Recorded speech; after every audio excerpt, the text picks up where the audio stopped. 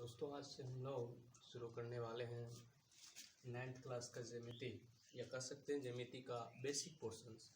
इसमें मूल रूप से हम लोग जो बात करेंगे वो आज ज्यामिति के कुछ ऐतिहासिक या उन शब्दों का बात करेंगे जिस पे ज्यामिति टिका हुआ है।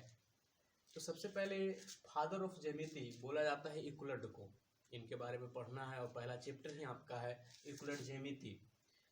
इन्होंने कुछ साधारण तरीके से चित्रों को, आकृतियों को अध्ययन करना शुरू किया और ज्यामिति में हम मूल रूप से या मिति में मूल रूप से हमारा मापना काम होता है, चाहे वो किसी भी प्रकार का आकृति हो।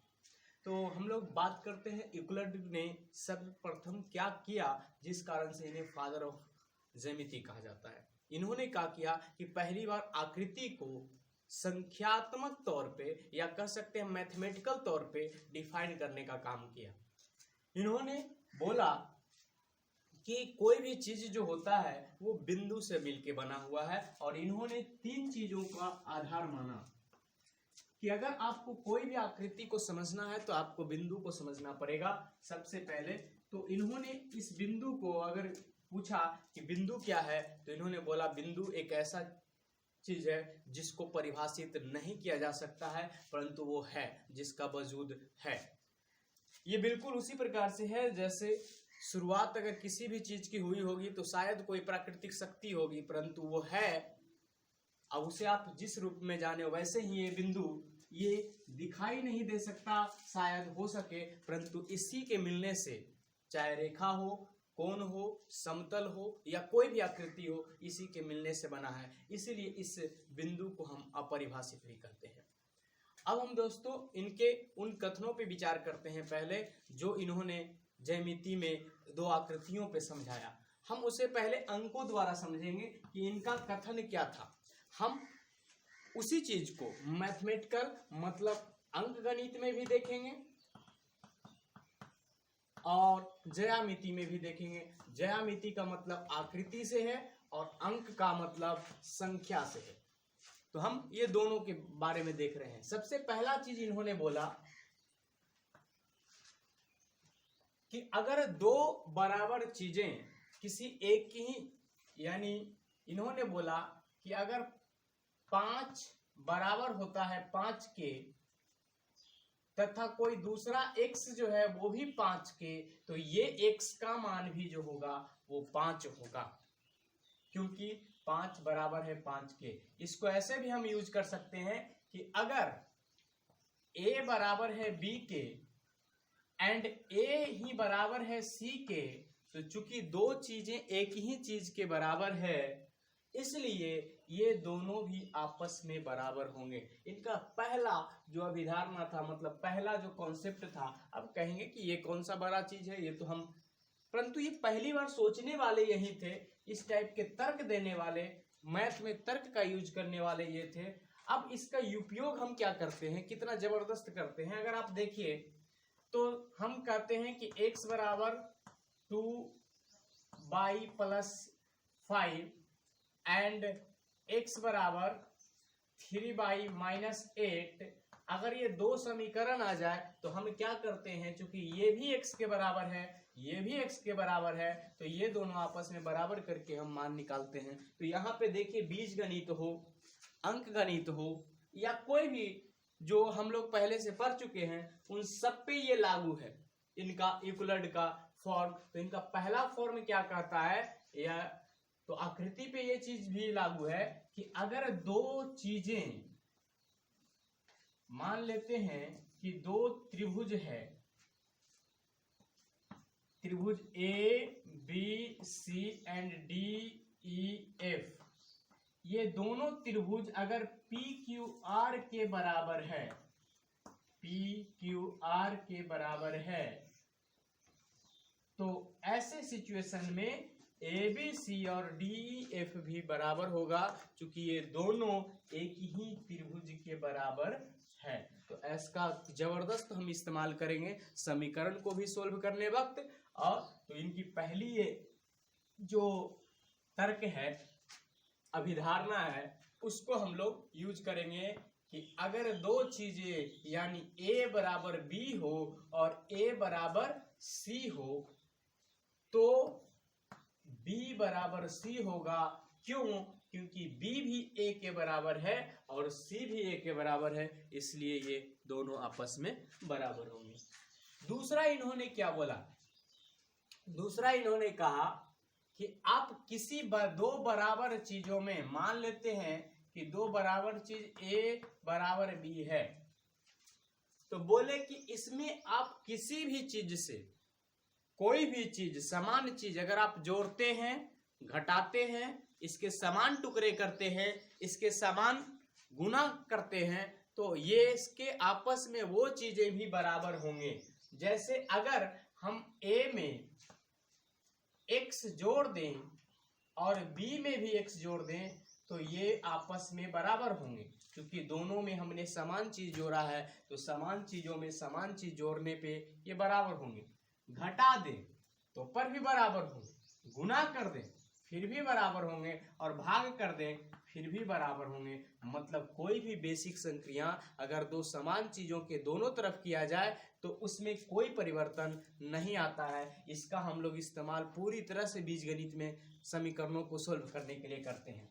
अगर आप देखें, जैसे हम मान लेते हैं कि यहाँ पे 10 है, 10 में और तो ऑटोमेटिक है कि इधर भी 10 होगा, क्योंकि 10 बराबर दोनों तो बराबर रखना है। अगर इसमें हम 5 जोड़ें और इधर भी 5 जोड़ें तो बराबर ही आएगा। अगर इसमें 5 घटा दें या इधर भी 5 घटा दें बराबर ही आएगा। अगर इसमें हम 5 से गुना कर दें और इधर भी 5 से गुना कर देंगे बराबर ही आएगा। अगर इसमें हम 5 से भाग कर दें और इधर भी 5 से भाग कर दें तो जो रिजल्ट आएगा दोनों तरफ बराबर आएगा। और इसका इस्तेमाल हम लोग बहुत बार x के मान बनाने वक्त करते हैं। तो ये याद रखें कि दो समान चीजों में कोई बराबर चीज जोड़ने पे, कोई बराबर चीज घटाने पे, कोई बराबर चीजों से समान गुना करने पे या उसके समान भाग जो समान टुकड़े होंगे वो क्या होंगे, वो आपस में बराबर होंगे। यह आकृति पे भी लागू है, क्योंकि हम लोग ज्यामिति पढ़ रहे हैं। तो ज्यामिति में जैसे मान लेते हैं कि दो त्रिभुज A B और C A P Q R ये दो त्रिभुज आपस में बराबर हैं। सर्वांगसम जिसको कहते हैं, दो आकृतियां जब आपस में बराबर होती है तो उसे हम सर्वांगसम कहते हैं। तो अगर ये बराबर है और ऐसे हम एक त्रिभुज और ले लें और ऐसे एक त्रिभुज इसमें भी एक जोड़ दें तो ये दोनों आकृति जोड़ने के बाद भी बराबर होगी। तो ये चीज आप समझ गए होंगे कि बेसिक संक्रिया करने पे किसी भी समीकरण या आकृति में कोई बदलाव नहीं आता है। ये ऐसा नहीं कि केवल इनके जो तर्क थे वो ज्यामिति पे लागू थे, बल्कि इनके तर्क सारे चीजों पे। तो वो चीज एक तो बराबर चीजों में आप चाहे समान चीज से जोड़ कीजिए, घटाव कीजिए, गुना कीजिए या भाग कीजिए, आपको रिजल्ट्स जो आएगा वो समान आएगा अगर दोनों तरफ करते हैं तो। तीसरा जो इन्होंने बोला कि अगर दो असमान चीज मान लेते हैं कुछ देर के लिए कि A not equal to B, तो आप चाहे कुछ भी कर दीजिए, अगर दोनों तरफ समान चीजें कर रहे हैं तो दोनों कभी भी बराबर नहीं होगा। मतलब असमान चीजों में समान संक्रियाएं करने पर वो आपस में बराबर नहीं होते हैं। असमान चीजों में आपस में कोई भी संक्रिया समान चीजों से करने पे वो बराबर ही रहते हैं, जबकि असमान चीजों में कोई भी संक्रिया करने पे वो बराबर कभी नहीं होते हैं। और चौथा था कि कोई भी टुकड़ा जो होता है वो अपने आकृति के पूरा जो होता है वो टुकड़े से बड़ा होता है। ये आप हमेशा कह सकते हैं। जैसे मान लेते हैं कि 10 है, 10 को हम दो लोगों में बांट दिए, मतलब दो टुकड़ा कर दिए, एक को 8 दिए, एक को 2 दिए। तो अगर आप देखें तो इसके दोनों टुकड़े जो हैं 10 से छोटे हैं, 8 भी छोटा है और 2 भी छोटा है। वैसे ही कोई रेखा है मान लेते हैं, इसको अगर हम कहीं से भी काट दें तो ये जो भी टुकड़ा आ रहा है इस पूरे लंबाई से छोटा है। इनका तार्किक तौर पे ये कहना था। मतलब उसके बाद इन्होंने ये भी बोला कि अगर संपूर्ण टुकड़े को जोड़ दिया जाए तो पहले वाले के बराबर हो जाएगा, और इसका हम इस्तेमाल ज्यामिति में बहुत ज्यादा करते हैं। अब हम आगे बात करते हैं ये आप समझ गए होंगे कि इनकी चार अवधारणाएं क्या थी। पहला, दो समान चीजें एक ही चीज के बराबर हो तो वो आपस में बराबर होती है। दूसरा, दो समान चीजों में अगर कोई भी संक्रियाएं दोनों तरफ करें, जोड़ घटाव गुना भाग, तो वो आपस में बराबर ही रहेगी। दो असमान चीजें अगर आपस में उनके साथ कोई भी संक्रिया किया जाए तो वो असमान ही रहेगी। तो ये उनकी तार्किक अवधारणाएं थी। अब हम ब्रह्मगुप्त, एक भारतीय थे जिन्होंने कुछ आकृतियों की भास्कराचार्य, आर्यभट्ट, ये सभी ज्यामिति का अध्ययन करने वाले भारतीय कह सकते हैं मुनि थे। क्योंकि उस वक्त जो भी पढ़ने का कार्य करता था, नक्षत्रों का जानकारी रखता था या कोई भी साइंस या मैथ, वो मुनि लोग ही करते थे। इसलिए ये सारे भारतीय मुनि हैं। और आप तो आर्यभट्ट को बिल्कुल जानते होंगे कि आर्यभट्ट क्या है, शून्य क्यों देने वाले ये वैज्ञानिक हैं। अब हम ज्यामिति की बात करते हैं। हमने अभी अभी बोला आकृतियों का जहां अध्ययन किया जाता है उसी को हम ज्यामिति कहते हैं। चाहे वो आकृति बराबर हो, त्रिभुज हो, चतुर्भुज हो, रेखा हो, बिंदु हो या किसी भी प्रकार की आकृति हो, वो सारे के सारे क्या कहलाएंगे, ज्यामिति कहलाएंगे।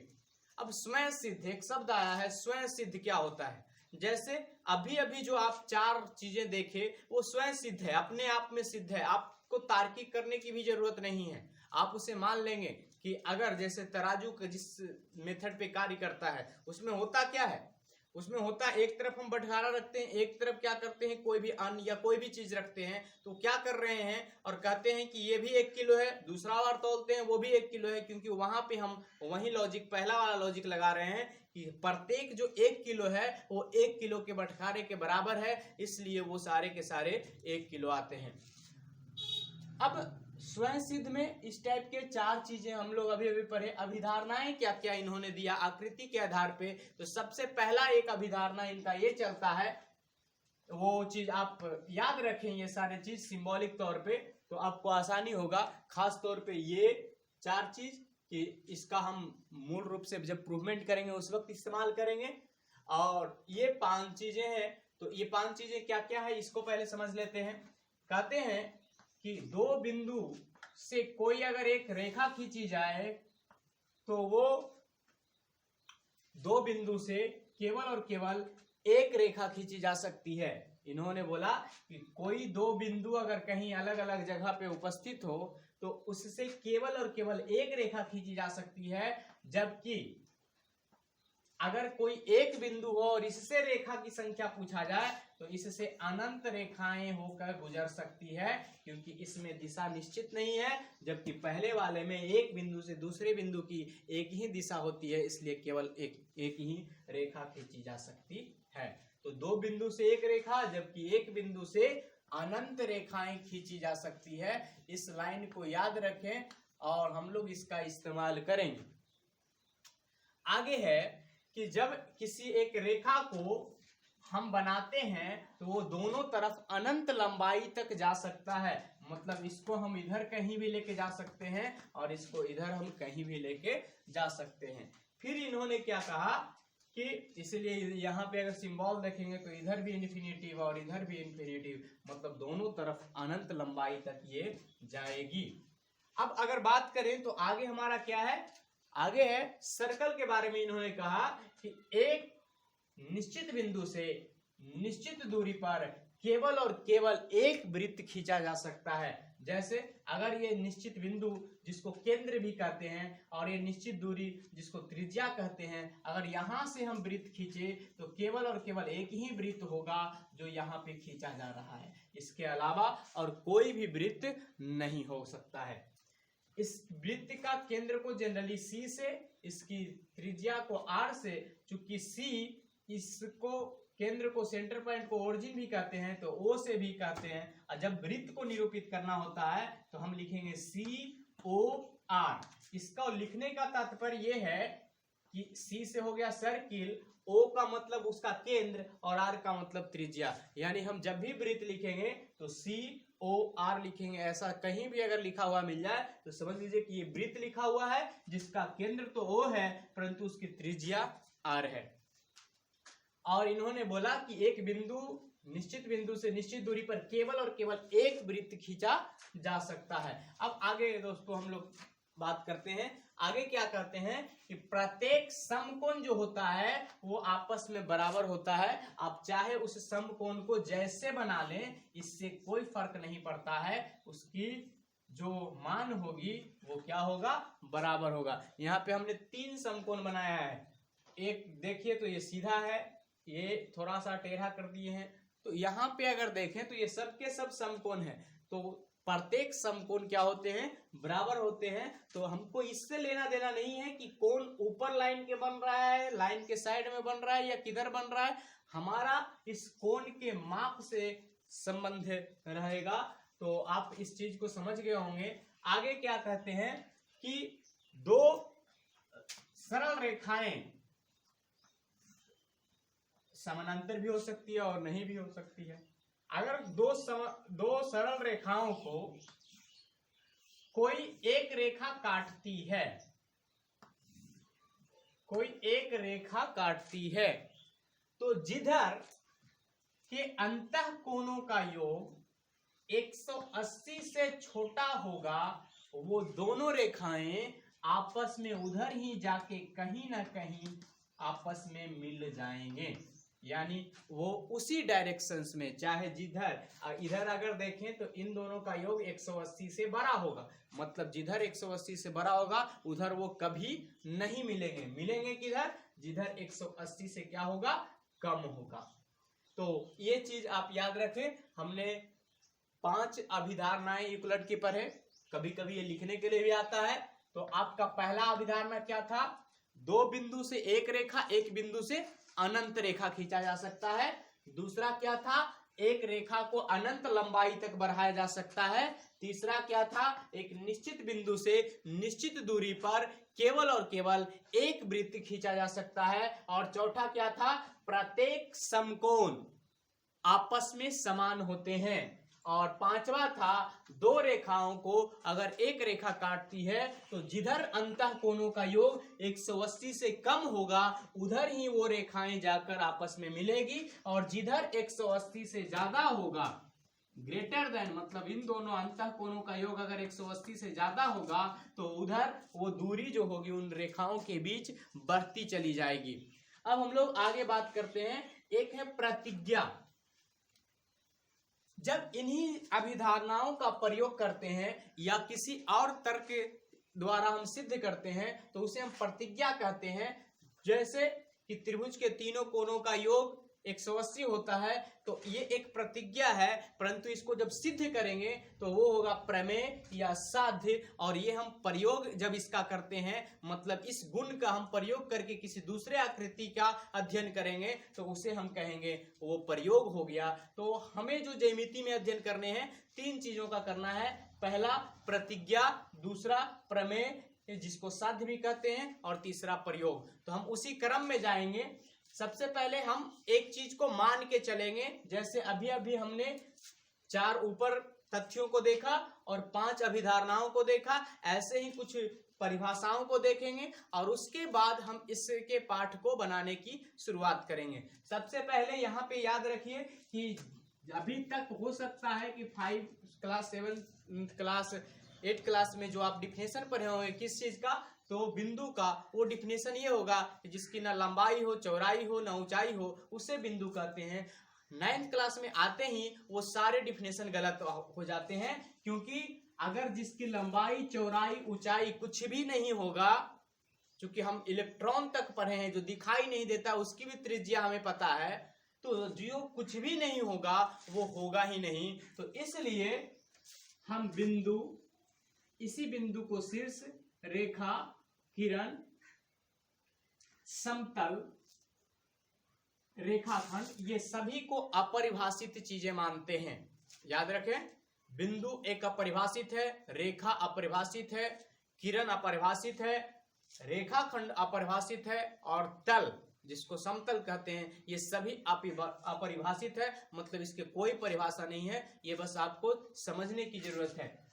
अब हम बात करते हैं, कहते हैं कि बिंदु के समुच्चय को, बिंदु को समुच्चय को हम रेखा कहते हैं और रेखा की अनंत लंबाई होती है और एक रेखा पे अनंत बिंदु होते हैं तथा इस रेखा को अगर एक जगह से तोड़ दिया जाए तो जो टुकड़ा होगा यानी रेखा का जो अर्धक कह सकते हैं उसे हम किरण कहते हैं। और अगर इस रेखा को कहीं इस किरण को कहीं से तोड़ दिया जाए तो जो टुकड़ा बचेगा एक टुकड़ा तो किरण होगा परंतु दूसरा टुकड़ा जो बचेगा उसे रेखाखंड कहेंगे। चूंकि रेखा की अनंत लंबाई थी वो अनंत तरीके से दोनों तरफ बढ़ रहा था, किरण भी एक तरफ अनंत तरीके से बढ़ रहा था, इसलिए हम कह सकते हैं रेखा और किरण की जो लंबाई है वो अनंत है जबकि रेखाखंड की जो लंबाई है वो निश्चित है। तो जब भी हमें लंबाई को मापने के अध्ययन करना पड़ेगा ज्यामिति में, हम वहां पे देखेंगे क्या हमारे पास रेखाखंड है या रेखाएं हैं। अगर रेखाएं हैं तो हम उसकी लंबाई का अध्ययन नहीं कर सकते, वहां पे रेखाखंड का होना जरूरी है, मतलब किसी रेखा का टुकड़ा होना जरूरी है। अब हम लोग बात करते हैं दो रेखाएं आपस में क्या संबंध रखते हैं। समानांतर या तो दो रेखाएं या तो समानांतर होंगे, मतलब एक दूसरे के बीच दो रेखाएं खींची जाए तो इनके बीच हमेशा समान दूरी होगी। अगर तीसरी रेखा काटें तो ये 180 से ज्यादा या कम आने के बजाय ठीक 180 का योग आएगा, तब ये दोनों रेखाएं आपस में समानांतर होंगे। मतलब अंतःकोणों का योग अगर 180 से बराबर आता है तो वो रेखाएं समानांतर होगी, अगर 180 से कम या ज्यादा आता है तो वो रेखाएं प्रतिच्छेदी होगी। इस बात का ध्यान रखें। अगर दो रेखाओं को तीसरी रेखा काटे और अंतःकोणों का योग 180 के बराबर हो, 180 के बराबर हो तो वो दोनों रेखाएं समानांतर होगी। समानांतर अगर ये एल रेखा है ये एम रेखा है तो इसे एल समानांतर एम लिखेंगे हम। तो इसके बारे में समानांतर रेखा में बनने वाले कोणों को प्रूव करने के बारे में अगले चैप्टर में आपका है, हम उस वक्त देखेंगे। प्रतिच्छेदी रेखा में हमने क्या बोला कि अगर अंतःकोणों का योग 180 से कम या ज्यादा हो तो वो कहीं ना कहीं जाके रेखाएं एक दूसरे को काटेगी। वक्र रेखा, यहाँ पे थोड़ा सा हम बात कर लेते हैं वक्र रेखा की कि वक्र रेखा क्या है। जो टेढ़ी मेढ़ी रेखा होती है, जैसे सीधी रेखा को अगर आप नापना चाहें तो स्केल का यूज कर सकते हैं, परंतु अगर रेखा ऐसी है और इसको नापना है तो आप स्केल का प्रयोग नहीं कर पाएंगे। जैसे यहां से लेके यहां तक नापना है, कैसे नापेंगे? इसको नापने के लिए हो सकता है कि आपको नीचे की क्लासेस में कुछ तरीके दिए गए होंगे। आप स्केल से अगर कितना भी सीधा सीधा करके नापें तो आपको ये सही से नहीं नाप सकते हैं। इसको नापने के लिए आपको क्या करना पड़ेगा, आप धागा लें और इसके ऊपर क्या करें, रख दें इस रेखा के ऊपर एकदम बिल्कुल, और उसके बाद उसको सीधा कर दें और उस धागे को नाप लें। आप वक्र रेखा को वैसे ही नाप सकते हैं, इसके अलावा और कोई उपाय नहीं है। तो वक्र रेखा कभी कभी होता है कोई खेत या कोई जमीन का टुकड़ा बहुत ही टेढ़ा मेढ़ा होता है, तो उसको कैसे उसके परिमाप को नापा जा सकता है, तो उसके लिए ये धागा वाला टेक्निक ही यूज किया जा सकता है। आगे बात करते हैं सरल रेखा। सरल मतलब सीधा, ठीक, तो इसको आपको बताने की जरूरत नहीं है। सरल रेखा ऐसे होती है, इसे अगर ए और इसकी बी है तो इस रेखा को हम व्यक्त करने के लिए ए बी यूज करेंगे।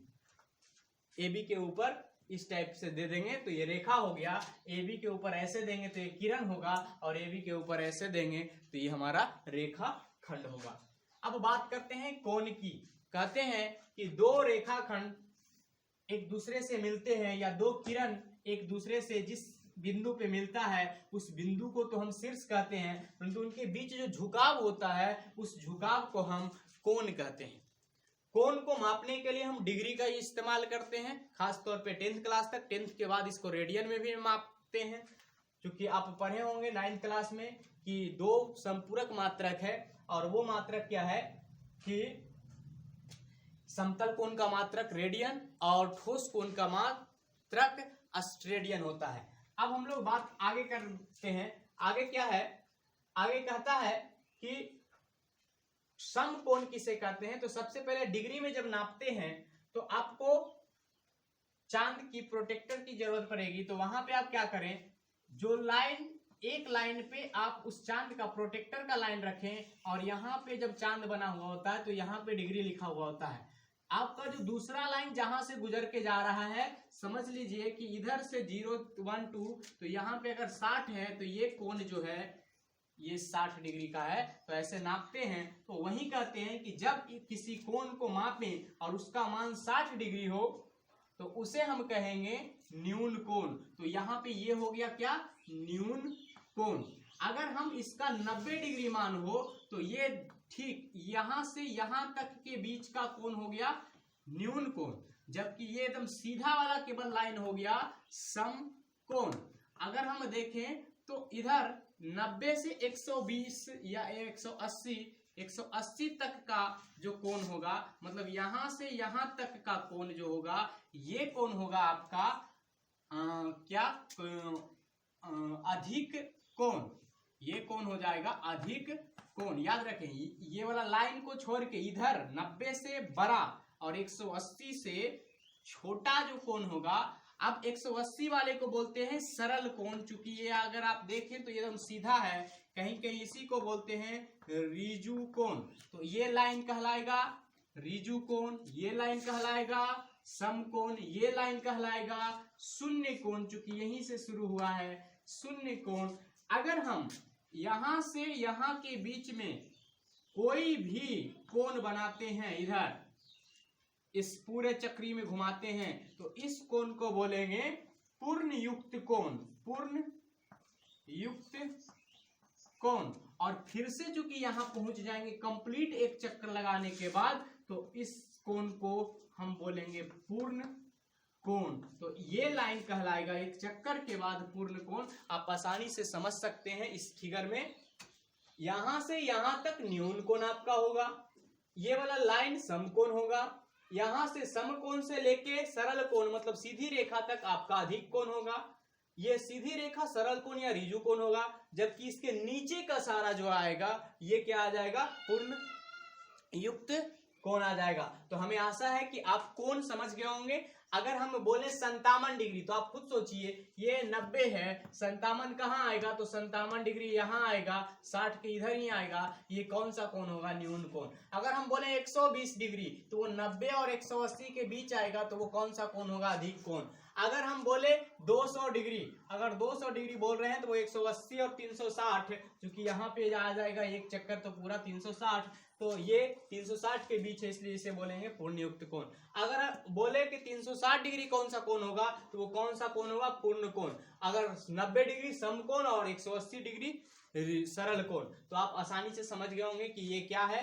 तो यहाँ पे वही चीज है कि 90 डिग्री को सिंबॉलिक तौर पे समकोण को हम ऐसे व्यक्त करते हैं, न्यून कोण को हम ऐसे व्यक्त करते हैं, अधिक कोण को हम ऐसे व्यक्त करते हैं। आप देखिए फिगर आसानी से पता चल रहा होगा। अगर हम ऋजु कोण को ऐसे और इस कोण को हम ऐसे व्यक्त करते हैं और इसको पूर्ण कोण को हम ऐसे व्यक्त करते हैं सिंबॉलिक तौर पे, तो आसानी से आप न्यून कोण, समकोण, अधिक कोण, ऋजु कोण, पूर्णयुक्त कोण और पूर्ण कोण को समझ गए होंगे। आगे बात करते हैं सरल या रैखिक युग्म। ये क्या होता है? अगर दो कोणों को मिलकर एक सीधी रेखा बन जाए तो उसे हम बोलेंगे रैखिक युग्म।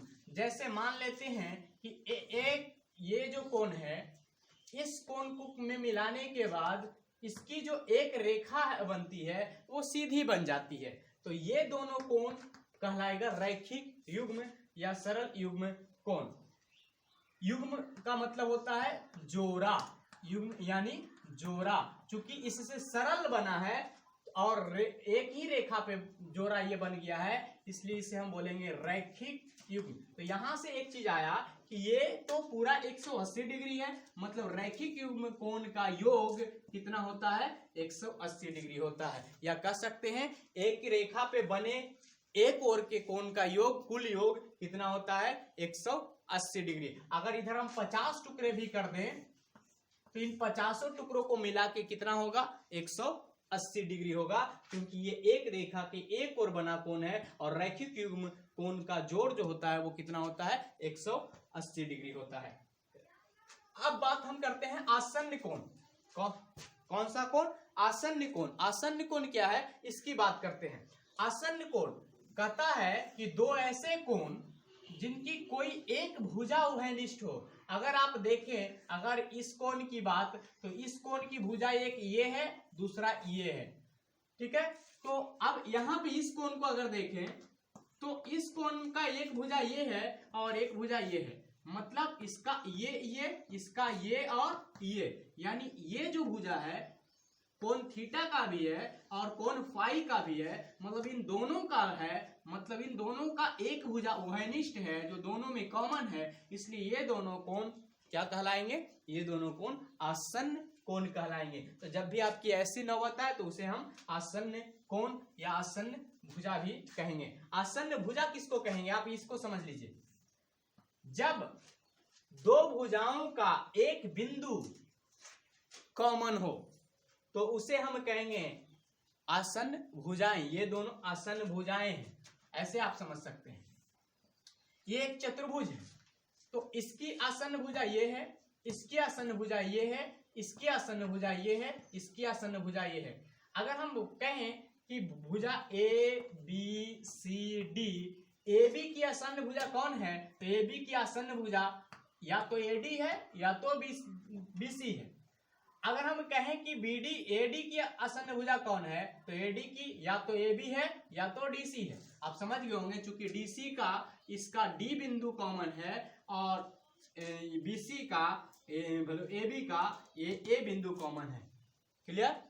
आगे बात करते हैं, आगे क्या है और कैसे, किस रूप में हम सम्मुख भुजा एक आता है। तो इस भुजा क्या कोई भी चीज कॉमन नहीं हो परंतु सामने हो, तो ये अगर देखें तो ए बी की सम्मुख भुजा कौन हो गया? डी सी, और डी सी की सम्मुख भुजा ए बी, वहीं ए बी का सम्मुख भुजा बी सी और बी सी की सम्मुख भुजा ये।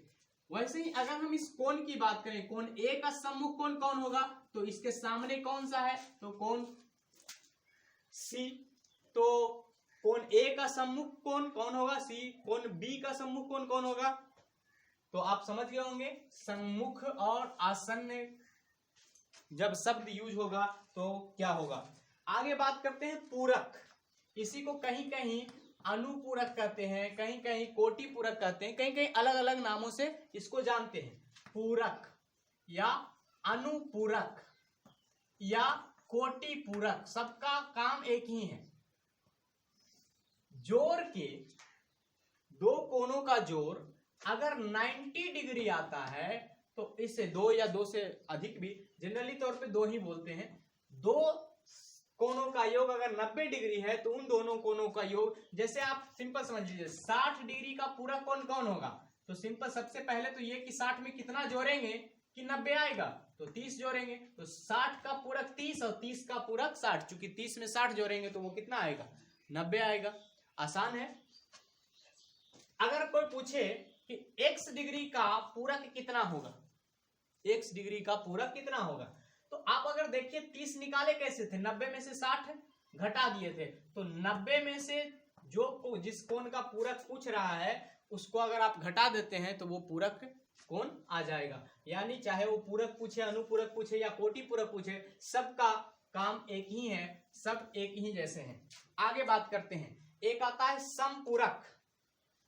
समपूरक कहते हैं अगर दो कोणों का योग कितना हो? 180 हो। तो सिंपल है, अगर हम मान लिए कि 100 डिग्री का एक कोण है और इसका आपको पूछा जा रहा है कि इसका समपूरक कोण कितना होगा, इसका समपूरक कोण कितना होगा, इसका समपूरक कोण कितना जोड़ेंगे इसमें? तो 80 जोड़ेंगे तो हो जाएगा 180, इसलिए 100 का पूरक समपूरक होगा 80 और 80 का समपूरक होगा 100।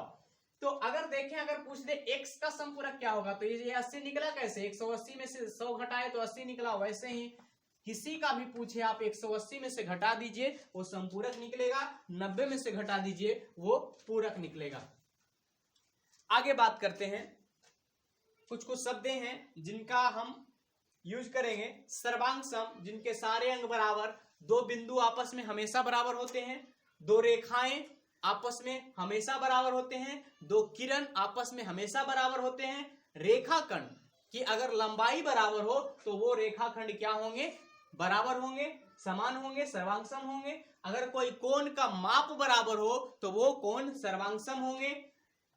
तो सर्वांगसम आप समझ गए होंगे, समरूप मतलब एक जैसा दिखने वाला। तो रेखाखंड भी समरूप ही होते हैं, क्योंकि ये सभी एक जैसे ही दिखते हैं। तो जो सर्वांगसम चीजें हैं वो समरूप होती है, परंतु समरूप चीजें सर्वांगसम हो ये कोई जरूरी नहीं है। समद्विभाजक, समद्विभाजक का मतलब